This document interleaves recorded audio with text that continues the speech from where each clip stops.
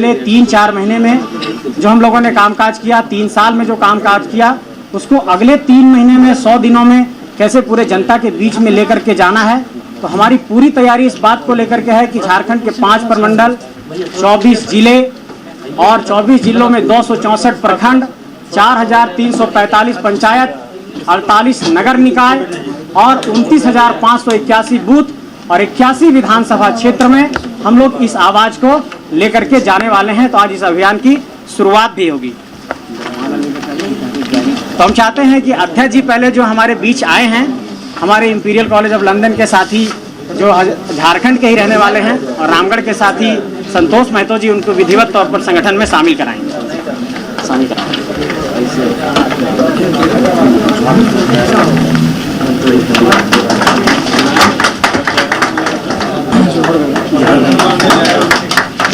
एक बार इसको सबको पकड़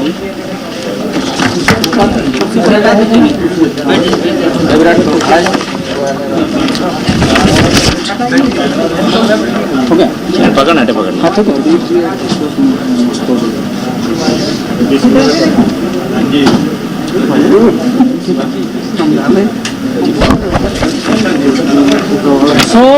मीडिया के साथियों को झारखंड मांगे जयराम अभियान का जो आधिकारिक हमारा प्लान है उसको हम आप लोगों को ब्रीफ करना चाहते हैं और हम आप सबको ये बताना चाहते हैं कि ये 100 दिनों का अभियान होगा हमारा, जिसमें 30 लाख कार्यकर्ताओं को झारखंड के अंदर झारखंडी विचारधारा और जयराम जी के संदेश को लेकर हम लोग एंगेज करने की योजना पर काम कर रहे हैं। और इसमें देखिए, इसका एक हमारा मकसद है कि अगले 100 दिनों में 30 लाख कार्यकर्ताओं को कैसे एंगेज किया जाए और 3.25 करोड़ की आबादी तक इस संदेश को कैसे लेकर के जाया जाए, इसकी पूरी हम लोगों ने योजना तैयार की है। और इसका एक ही संदेश है कि झारखंड मांगे जयराम, और इस संदेश को झारखंड के एक हाउस होल्ड तक, एक घर तक पहुंचाने की हम लोगों ने योजना तैयार की है। और आप लोगों को ये बताना चाहते हैं कि झारखंडी भाषा खतियान संघर्ष समिति की ये जो सोच है कि किस तरीके से हम झारखंड के अंदर आगे बढ़ेंगे, तो 30 जून को जब हूल दिवस था, उस दिन हम तमाम साथियों ने इस बात पर अपनी योजना तैयार की और इससे पूर्व भी हम लोगों ने ये डिस्कशन किया था कि आगे हम लोगों को कुछ अभियान लॉन्च करना होगा ताकि जो बड़े राजनीतिक दल हैं उसके बीच में हम लोग अपनी जगह बना पाएं। तो हम लोगों ने झारखंड मांगे जयराम अभियान के माध्यम से ये लोगों को जोड़ने की कोशिश की है कि जो हमारी सोच है, जो हमारी विचारधारा है। और 30 जून हूल क्रांति का जिक्र इसलिए कर रहे हैं, आज इसकी आधिकारिक घोषणा हम लोग भले कर रहे हैं, लेकिन 30 जून को ही इसकी बुनियाद हम लोगों ने रखी, क्योंकि शोषण और जुल्म के खिलाफ 1855 में जो आंदोलन हुआ था सिद्धू कान्हू चांद भैरव के नेतृत्व में और फूलो झानो के नेतृत्व में, तो हम लोगों ने ये फैसला किया है कि हमारी भी लड़ाई शोषण और जुल्म के खिलाफ है। इसलिए सिद्धू कान्हू हूल क्रांति के नायक को याद करते हुए इस लड़ाई की हम लोग अभियान की शुरुआत कर रहे हैं। हम ये आपको बताना चाहते हैं कि हमारा ये पूरा अभियान झारखंड के 81 विधानसभा क्षेत्र में जाएगा, 24 जिलों में जाएगा, 5 प्रमंडल में जाएगा, 264 प्रखंडों में जाएगा, 4345 पंचायतों तक जाएगी, 48 नगर निकाय तक जाएगा और 29,521 टोटल बूथ इस वक्त झारखंड में है। इन सभी 29,521 पोलिंग स्टेशन पर हम लोगों ने ये तैयारी की है कि कम से कम 100 परिवारों को हम अपने विचारधारा से जोड़ने की कोशिश करेंगे। और अगर एक बूथ पर हम 100 परिवार को जोड़ते हैं, एवरेज एक परिवार में 5 सदस्य मानते हैं, तो मतलब 500 लोगों को हम ये कोशिश कर रहे हैं कि एक बूथ पर हमारे 500 समर्थक तैयार हों या फिर 500 हमारे विचारधारा से प्रभावित होने वाले लोग तैयार हों। झारखंड के 32,623 गाँवों में जब इस आंदोलन को आवाज़ को हम लोगों ने पहुंचा दिया है, तो ये बहुत ज़रूरी है कि बहुत ही सिस्टमेटिक वे में हम एक राजनीतिक दल के तौर पर जाएं, क्योंकि बहुत जल्द हम लोगों के पंजीकरण की भी प्रक्रिया पूरी हो जाएगी। एक बात हम ये बताना चाहते हैं आप सबको कि झारखंड में इस वक्त 22,33,738 मतदाता 2024 के लोकसभा के चुनाव के जो आंकड़े आए थे, उसमें 22,33,738 मतदाता फर्स्ट टाइम वोटर्स बने हैं। ये जो फर्स्ट टाइम वोटर्स बने हैं, इनको टारगेट करने के लिए हमने नौजवानों की जो अपनी टोली बनाई है, जो हमारे युवा टीम है वो इस पर काम करेगी, हमारी युवा मोर्चा की टीम इस पर काम करेगी कि जो फर्स्ट टाइम वोटर्स हैं, जिन्होंने पहली बार वोट किया, जो इस बात को समझते हैं कि झारखंड शोषण और जुल्म में है, उनको हम लोग अपने संगठन से प्राथमिकता के आधार पर जोड़ने की कोशिश करेंगे कि फर्स्ट टाइम वोटर्स हमारे साथ जुड़े रहें। दूसरी बात आप लोगों को ये बताना चाहते हैं कि झारखंड में जो फर्स्ट टाइम वोटर्स 22,33,738 बने हैं, उसमें 11,39,960 महिला और 10,93,718 पुरुष हैं। इसका मतलब यह है कि 46,242 मतदाता झारखंड के अंदर फर्स्ट टाइम वोटर्स बनी है। मतलब महिला वोटरों की संख्या जो फर्स्ट टाइम है वो झारखंड में अधिक है। इसलिए हमारी जो महिला मोर्चा की टीम है वो महिलाओं को संगठन से जोड़ने के लिए काम करेगी। और इस वक्त झारखंड के अंदर 2,55,18,642 मतदाता हैं और इनमें 1,29,97,325 पुरुष मतदाता हैं और 1,25,20,910 महिला मतदाता हैं और 407 थर्ड जेंडर मतदाता हैं। तो हम महिला और पुरुष मतदाताओं तक अपनी पहुंच को बनाने के लिए झारखंड के अंदर जो स्वयं सहायता समूह है महिलाओं का, जैसे JSLPS जैसा संगठन है, महिलाओं का संगठन है, इनसे भी हम संपर्क स्थापित करेंगे। और आज जो हमारे साथ साथी ज्वाइन कर रहे हैं, इन साथियों को, ऐसे और तमाम साथियों को जो इंजीनियरिंग बैकग्राउंड से हैं, जो टेक्निकल बैकग्राउंड से हैं, जो डेवलपमेंट सेक्टर से हैं, ऐसे लोगों को हम अपने संगठन से जोड़ने के काम करेंगे ताकि पॉलिसी और प्लानिंग, रिसर्च और डेवलपमेंट पर हम लोग एक नीति बना सकें। हम लोगों पर यह आरोप लगाया जाता है कि आप लोगों ने क्या रास्ता झारखंड को दिखाया है, क्या आपके पास कोई नीति है, कोई नियम है। तो हमारे साथ जो साथी जुड़ रहे हैं, जैसे हमारे साथी जो यहाँ पर बैठे हैं, इन्होंने दुनिया के 24 देशों में अलग अलग कंट्री को असिस्ट किया है। इन्होंने मॉरिशस में रेलवे को कैसे आगे बढ़ाया जाए उस पर काम किया है।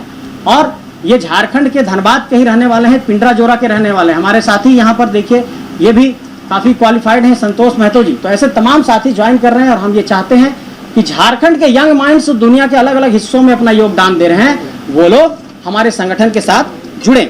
और इस पूरे संगठन का जो स्वरूप है आप सब जानते हैं कि केंद्रीय कमेटी, जिला कमेटी, पंचायत कमेटी और बूथ कमेटी है। तो इस पर हम लोग लगातार काम करेंगे। संगठन का और भी जो गतिविधि है कि गांव स्तर पर हम लोग कैसे ले जाएंगे, इसमें हम लोग आगे क्या करेंगे, वो कुछ गोपनीय पार्ट है जो आप लोगों को समझ नहीं रह सकते हैं।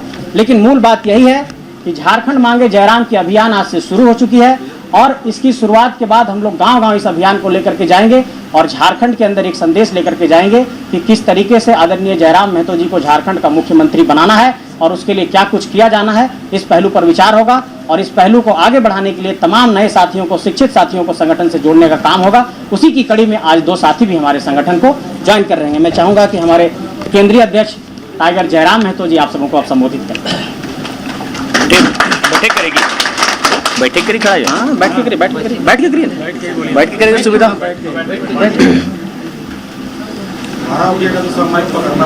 खड़ा कर, बैठे।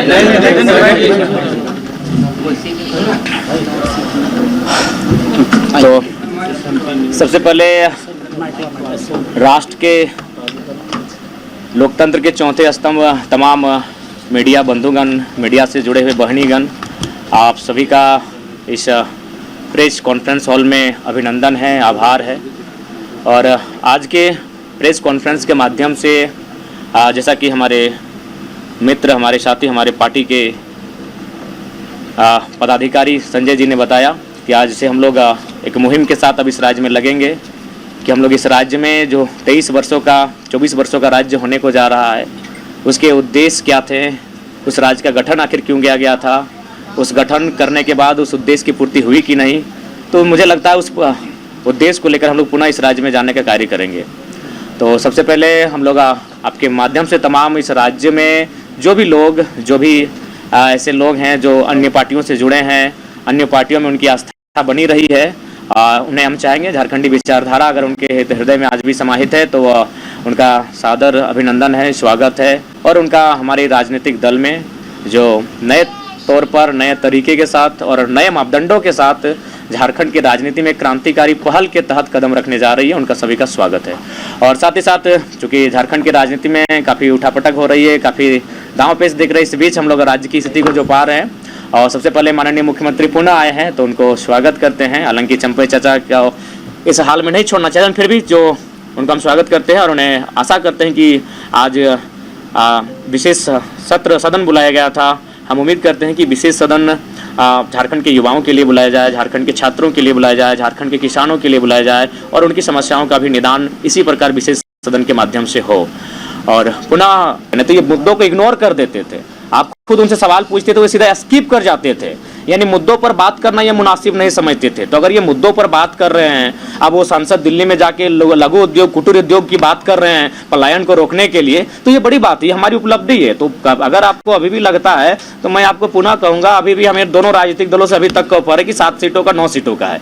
तो भैया हम लोग विधायक और मंत्री और मुख्यमंत्री बनने नहीं आए हैं, हम लोग इस राज्य में व्यवस्था बदलाव के लिए आए हैं। सत्ता बदलाव होता रहता है, 23 सालों से कई बार सत्ता में बदलाव हुआ। चंपई जी थे, आज हेमंत जी आ गए, सत्ता में पुनः बदलाव हो गया, लेकिन हम लोग व्यवस्था को बदलने के लिए आए हैं। तो रहा सवाल, नियति जब भी मौका देती है तो डायरेक्ट आपको बड़े पटल पे नहीं देती है, एक छोटे स्तर से देती है। हम लोग भी धनबाद के एक छोटे से मतलब कार्यक्रम के माध्यम से यहाँ तक आए। 50 लोगों की भीड़ थी जब हम लोग पहली बार विरोध कार्यक्रम में उपस्थित हुए थे। तो नो डाउट हम लोग भले हम लोग का उदय किस रास्ते से हुआ मायने नहीं है, लेकिन अभी हम लोग जिस विचारों को साथ और जिन मुद्दों के साथ हम लोग आगे बढ़ रहे हैं, ये कहीं ना कहीं झारखंड के हर घर के मुद्दे हैं। कौन से मुद्दे होंगे आगे वाले? देखिए, महत्वपूर्ण मुद्दे मैं बार बार कह रहा हूँ, महत्वपूर्ण मुद्दे बहुत सारे होंगे, महत्वपूर्ण मुद्दे एक नहीं है। और झारखंड विविधताओं का राज्य, आप स्पष्ट जानिए। आप किसी भी राज्य को अगर आप पढ़ने जाएंगे, उस राज्य को अगर अध्ययन करने जाएंगे, तो अनुसूची 9 का अगर अध्ययन करेंगे तो सभी राज्यों का अपना भूमि का जो कानून है एक ही है। लेकिन आप अगर झारखंड की बात करेंगे तो आपका संथाल में संथाल परगना टेनेंसी एक्ट मिलेगा, आपका छोटा नागपुर में छोटा नागपुर टेनेंसी एक्ट मिलेगा, और फिर कोल्हान में आपका विल्किंसन रूल मिलेगा। तो झारखंड विविधताओं का राज्य है, तो यहाँ मुद्दे भी विभिन्न है, विविधताओं में हमारे मुद्दे भी हैं। तो उन सारे मुद्दों को एक जगह इंक्लूड करते हुए, एक निचोड़ निकालते हुए, उन तमाम मुद्दों को हम लोग बिंदुवार करते हुए विधानसभा के चुनाव में हम लोग आएंगे। शहरी क्षेत्र के भी कई मुद्दे हैं जी, मुद्दे हर जगह हैं, मुद्दे हर घर में हैं, शहर में भी हैं। उन शहर के मुद्दों के साथ भी हम लोग खड़े पाएंगे अपने आप को। लोकसभा चुनाव के परफॉर्मेंस को देख करके ऐसा प्रतीत होता है कि आने वाले विधानसभा चुनाव में आपकी उपस्थिति किसी दूसरे पार्टी को फायदा पहुंचा सकती है? नहीं, हम लोग तीसरे विकल्प के तौर पे आ रहे हैं। हम लोग किसी को फायदा पहुंचाने के लिए नहीं आए और किसी को नुकसान पहुंचाने के लिए नहीं आए हैं। हम लोग अपना एक इमेज बनाए हैं। और मैंने तो स्पष्ट कहा कि देखिए, इससे पहले जो वोटिंग होता था इंडिया और एनडीए, तो आज भी अगर आप रांची की ही बात कर लीजिए, रांची के जो भी 2 प्रत्याशी हैं, नाम ही ले लेता हूं, संजय सेठ जी, ईमानदारी से अगर कितने लोग हैं जो उनको मतलब चाहते हैं कि वो संसद रिप्रेजेंट करे। लोगों ने इसलिए वोट दिया क्योंकि भारतीय जनता पार्टी से आए थे। जो सहाय जी की बेटी हैं, कौन लोग हैं भाई जो मैंने, एक तो सहाय जी को 20 साल नेतृत्व का अवसर दिया, अब उनकी बेटी जो किसी कार्यक्रम में उपस्थित नहीं हुए, जो धूप कंकर मैंने धूप बारिश कोई मैंने झेली नहीं है, जो झारखंड के लोगों की भावना को भाषा को नहीं ठीक से समझ पाती हैं, जो कहाँ रही हैं, कितने लोग हैं, तो मजबूरी में वोट करते हैं। हमने उस मजबूरी को मजबूती का नाम दिया है। तो इसीलिए अगर आप भी अगर सोच रहे हैं ऐसा कि हम किसी को फायदा, किसी को घाटा पहुंचाने हैं, बिल्कुल नहीं। हम मजबूरी से जो लोग वोट करते थे, उस वोट को मजबूती से तब्दील करने आए कि आपको हम तीसरा विकल्प दे रहे हैं।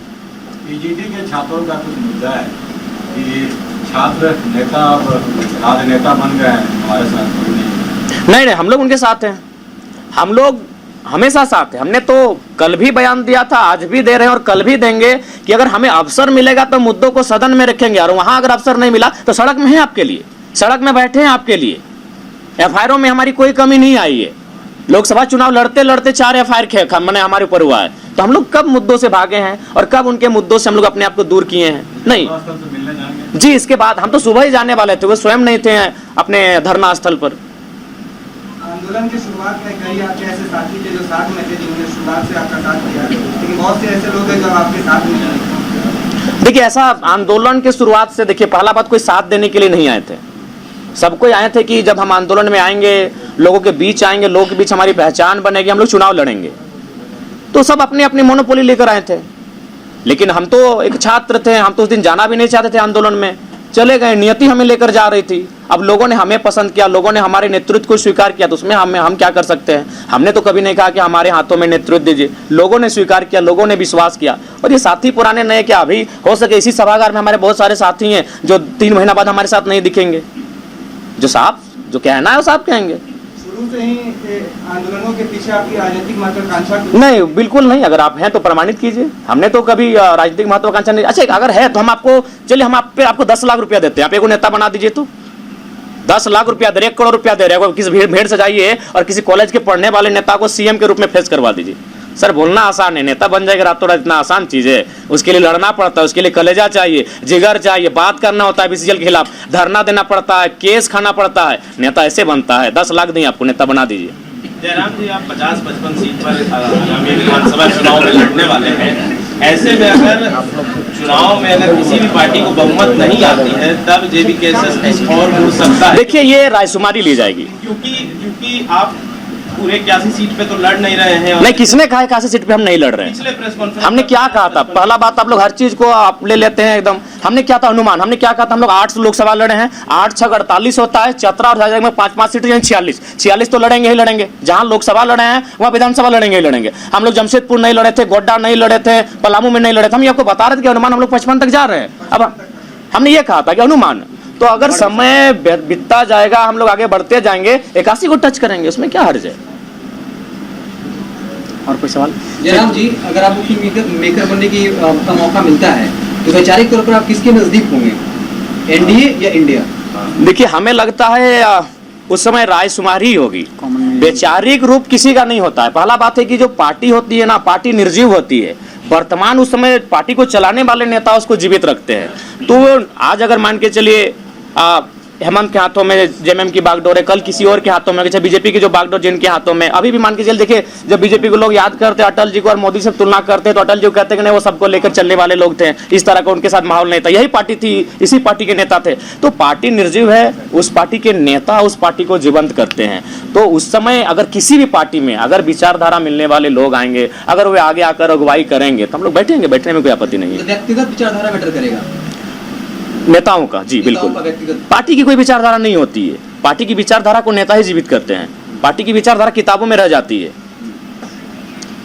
ठीक है, तो मैं ये चाहता हूं कि जो आज हमारे साथ संगठन में ज्वाइन किए हैं संतोष महतो जी और प्रकाश कुमार जी, तो संतोष जी मैं चाहूँगा कि आप संगठन के संदर्भ में मीडिया के साथियों को कुछ करें।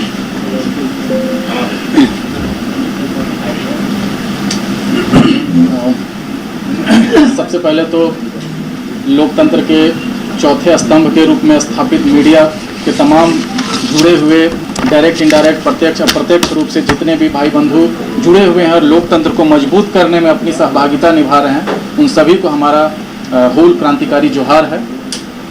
सबसे पहले तो ये बता देना चाहता हूँ कि हम लोगों में जब सबसे प्रथम राजनीतिक चेतना का उदय हुआ, उस समय हमने सोचा था कि एक ऐसा राज्य जो ड्रोनिक इमेज अगर हम देखते हैं तो इस राज्य में, इस एकलौते राज्य में 2 अलग अलग राज्य जी रहे हैं।